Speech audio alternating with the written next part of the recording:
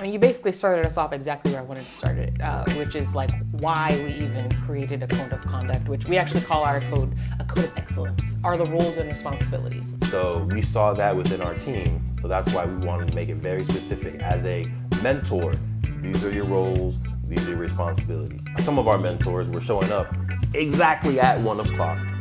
Right, we're huge on personal development, on always wanting to improve us as individuals. In today's podcast, we want to kind of go through how do you build that company culture, right? How do you have people sign up for a specific role of responsibilities, dress code, language, and really create that code of conduct for your community, for your team, to make sure everyone is walking in excellence. Thank you for tuning in to another episode of the Melanated Married Millionaires in the Making show. King, where can I go to stay connected with us? Y'all can stay tapped into the show at them4show.com. That's them4show.com. And you can follow us on Instagram at them4show. Now, let's get into the episode. My name is Devon Travell, creator of Black Wall Street, the board game, co-host of the Melanated Married Millionaires in the Making show. And with me, I have my amazing, my logistical, my smiling, my eyebrow dancing queen herself. Please introduce yourself. What is up, everybody? My name is Sinclair, aka the Health Nerd.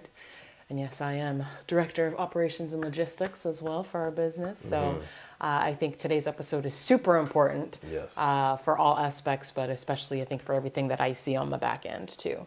And for us, we were sole proprietor, functioning as an LLC, but like we were doing most of the work from 2016 all the way up to probably 2019, 2020, right? That's when we finally started hiring on team members. People are doing the editing for us. People are doing the mentorship programs for us. They're writing blog posts. And now the work was able to scale past our hourly time on the business. And that's when we saw a huge increase in the company. So what we're going to share is from our own experience.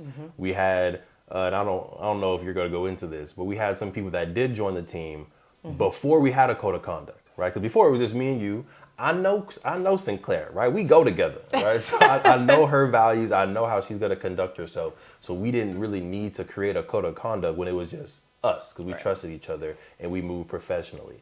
But as we were hiring on team members, we kind of assumed that they had that same level of excellence, those same values with them, and not all of them did, right? Some of them had their own set of values, their own set of behavior, their own culture that they brought into Play Black Wall Street, and we needed to not get rid of that, but we needed to make sure that people understood you leave that there and you bring this code here.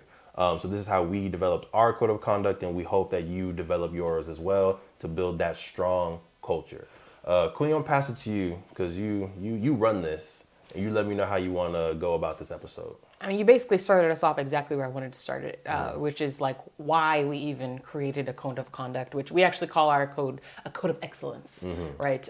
So that again, it sets the precedent that this is how we stay excellent as a business. But yes, we did notice some behaviors within some of our team members that we did not want associated with our brand, right? Again, these are, if you want to do this outside of when you're representing the company, do you. Boo boo. But boo boo, do you.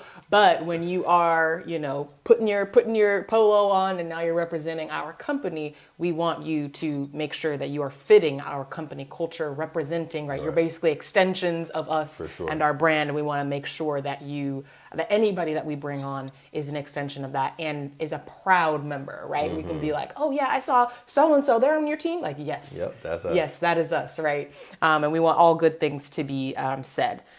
So the next thing I want to talk about is what our code of excellence is actually comprised of. I'm not going to go through the whole thing, but we do have like sections. And the first section are the roles and responsibilities.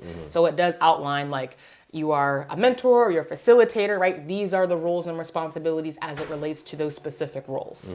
We also talk about dress code, right? And we broke it down even what to wear and what not to wear. That was one of the first things that we saw where we were like, ooh, okay, we got to nip this in the bud. Y'all just come in. And first off, I want to backtrack just a little bit, right?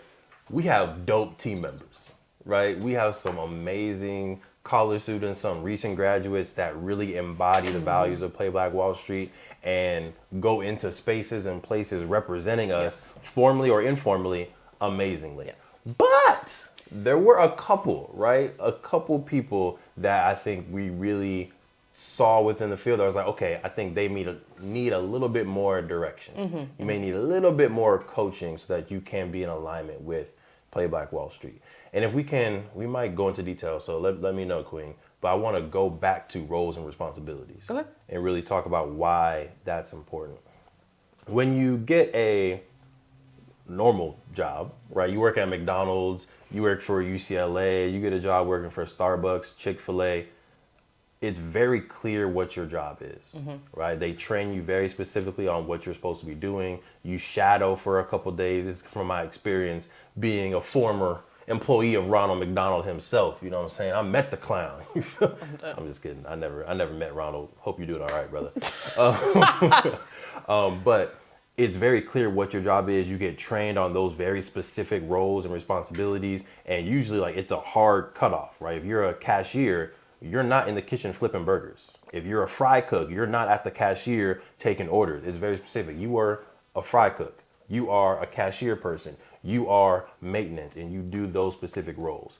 I think sometimes with small businesses, because we are used to doing everything, when we hire people, we also expect them to do and be willing to do anything and everything that needs to be done. And we don't necessarily map out standard operating procedures, SOPs, what your duties are and tasks are. So we saw that within our team. So that's why we wanted to make it very specific. As a mentor, these are your roles, these are your responsibilities. As a lead facilitator, these are your roles, these are your responsibilities. As a logistics and operations person, these are your roles, these are responsibilities. So it makes it easier for us to hire people and allow them to be excellent at their role.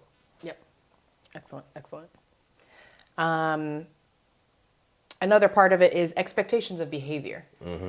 So again, it not only outside of whatever your role is, right? If you are a representative of these company, these are things that we expect you to do, right? Showing up on time. Another thing that triggered us to go ahead and create this code of conduct, right? We were noticing that folks were maybe not showing up early, which is our expectation, right? At least 15 minutes before a session starts. We were noticing things like that where it's like, we didn't clearly, like, yes, verbally, we might have said it in a meeting, make sure you shut up, 15 minutes, but we don't clearly outline our expectations. Right. So we needed to get that on paper, and we actually set up ours as agreements. Basically, it is an agreement, and I'll talk a little bit more about that later, but our expectation of behavior says, I will blank, blank, blank. I will blank, blank, blank, right? So it's us outlining our expectations, but also once they sign it, it is them saying, I agree to do these things. Right. Anything you want to add there? So again, so one of our critical actions, right, a part of our company culture is to show up on time and prepare to every time to everything. And this is something that I've embodied for years, even before Play Black Wall Street, before True Up Forever, before M4. I like to be a timely person, show up on time, and have the amount of time to prepare adequately for the workshop, for the class, for the speaking engagement, whatever it is. Be out front, be able to welcome the students into the classroom. All those are things that I just kind of have done a part of my culture.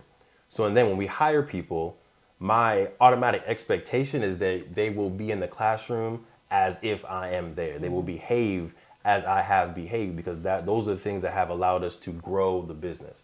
But those specific things weren't happening, right? So if class started at 1:00, some of our mentors were showing up exactly at 1:00. And then now they need to set up their camera, they need to set up their laptop, they need to do all these other things. And then class doesn't even start until 10, 15 minutes afterwards, which now we just lost precious time to create the impact for our students, right? So then we need to go back to our mentors and say, hey, here's the expectation. If class starts at 1, you need to be there 12:45, find the classroom, set up, and be fully ready to welcome the students in at 1:00, right? Another one of our critical actions is we teach and learn with a smile and positive energy. Ding. Right, it's one of my favorite ones as well. Right, so we want to make sure that our students or our mentors are creating a positive environment in the classroom.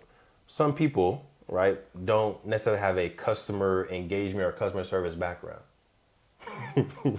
This one, I had to train her on some emails sometimes. Like, can you please Per my last email. Yeah, like, Sinclair, say good morning. Say how are you doing? Where's the money? Goodness. Sinclair, she's Debo when it comes to the money. Like, for real, Sinclair is Debo. But these are all just like small customer service things that we need to make sure the entire team is on one page and we have one vibe, one behavior, one culture, no matter who in the team our customers are engaging with. So it's gonna be different for y'all, right? Maybe you have a security company, so showing up with a positive smile and energy might not be the vibe you want. But specifically for your niche, for your customers, what behaviors, what culture do you need your team to have to make your business successful? Yes. The last portion of our code of conduct or code of excellence is the code of attitude. So outside of just doing the actions, right, we want to make sure, again, our company culture with just us two is great. Great. Because that's my dog, right? We go together. We go together. Put a ring on that. But as we grow the business, we want to make sure we're basically like bringing people into our little family. Literally. And so we want to make sure that the vibe, the culture is good and people are there with positive attitudes because that's important.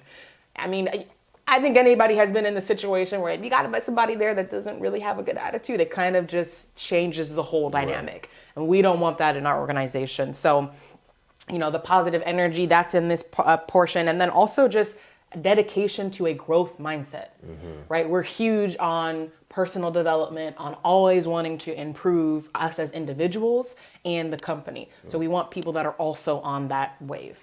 So those are things that we have in that section of the Code of Excellence. Beautiful. And can you go from the top again of what are all the sections in the Code of Excellence for us? Yes. So Code of Excellence agreement, your role. So we've got roles and responsibilities. We've got dress code, what to wear and what not to wear. Code of conduct, which talks about the behaviors, the actions that we want taken. And then code of attitude that talks about how people should show up and present themselves when representing our company. There it is. So we have those 4 sections. And if you're watching and you also believe in what we do, you also want to support it, what you can do is what, Sinclair? Like and subscribe. Make sure y'all smash that like button. Make sure y'all subscribe to the M4 Show on YouTube. And if you're listening to this on any type of audio or podcast platform, Apple Podcasts, Spotify, Google Podcasts, iHeartRadio, all those things, make sure y'all also follow. That way more people can get this message and get this value. We appreciate you, all right? Make sure y'all secure the marriage. Make sure y'all secure the bag. And of course, make sure y'all secure the bag 2 times. I was like, wait a minute. Come on. This is a bag. Peace.